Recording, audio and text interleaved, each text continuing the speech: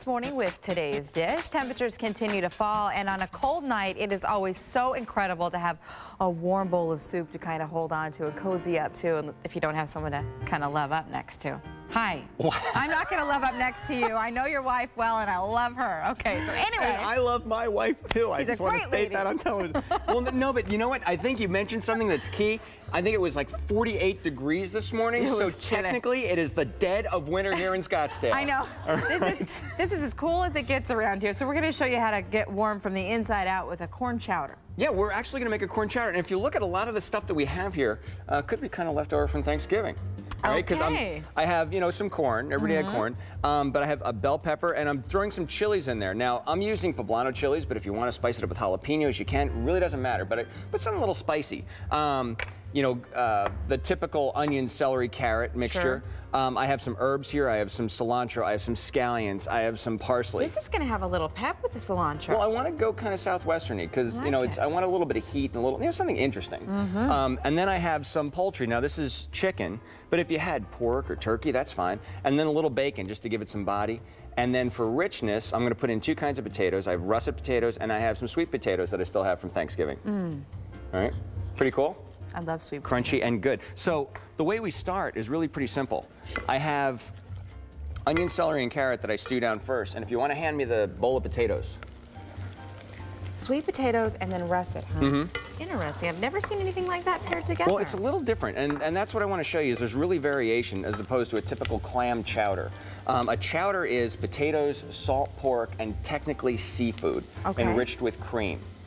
But I can pull out the seafood, I could use corn, or I could just make it a complete potato chowder. Hand me, let's see, the chilies. Chilies. These things. Yep. Okay. Go ahead and dump them in. You're not using much of a pot. It's not that big. Doesn't matter, right? I like a really thick chowder. I like a really heavy chowder. Now let's see. Let's go with that can of stock over there. Now I'm using chicken stock, but if you wanted at this point, you could do vegetable stock. You know what I love is that it is so easy to cook with stock now. Remember we used to have to boil it down? Oh yeah, and you can buy boxes of the stuff and leave it in the cabinet. Now I'm using regular chicken broth, which has a ton of sodium in it. So you want to make sure that you adjust your recipe. So if you get this, download this recipe today, it's going to call for, you know, salt and pepper to taste. Taste this before you actually put the salt in. Okay, it is pretty salty. You're use right. a low sodium chicken broth, which is what I like to use. All right, so we would let this cook down for a little bit, and then we'd add the corn. Now the reason I'm putting the corn in towards the end is this is frozen corn, so it was already cooked. If I actually cut it off the cob, I'd probably need to cook it for about 5 or 10 minutes. Okay. But this stuff just needs to be warmed through. So I'm gonna put some corn in, and let that stew down. Throw some herbs and some chicken. I'm so excited about this. This looks really good. Boom. We only have about 30 seconds left. Okay, so I'm gonna make you a bowl. Sweet. So we're gonna put this in. This is gonna cook down, and at the very end, we're gonna add some cream. So I'm gonna take... That? Oh. But this is what it comes out like. Okay. And it's phenomenal. And there's spoons right next to you right there. All right. We brought colorful ones. They're pretty. We don't have to eat with the plastic today. But it's not real heavy. It should have the consistency of milk or half and half, but it shouldn't be heavy creamy. Now, can you use low-fat, you know, cream and all that? You don't want to, obviously, but can you use milk if you wanted to.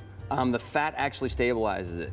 How much cream? Oh my gosh, this is really good. This is going to serve 8 people, and it's got about a cup of cream. So it's not that bad. Usually when you think of chowder, you think of thick and yolk. But it's not real thick, but it's thick from a vegetable standpoint, but it's not like weigh you down heavy and fatty. Chef Jon-Paul, thank you so much. For more information on today's dish, just go to SonoraLiving.com. You can reach Jon-Paul at the Scottsdale Culinary Institute. Thank you.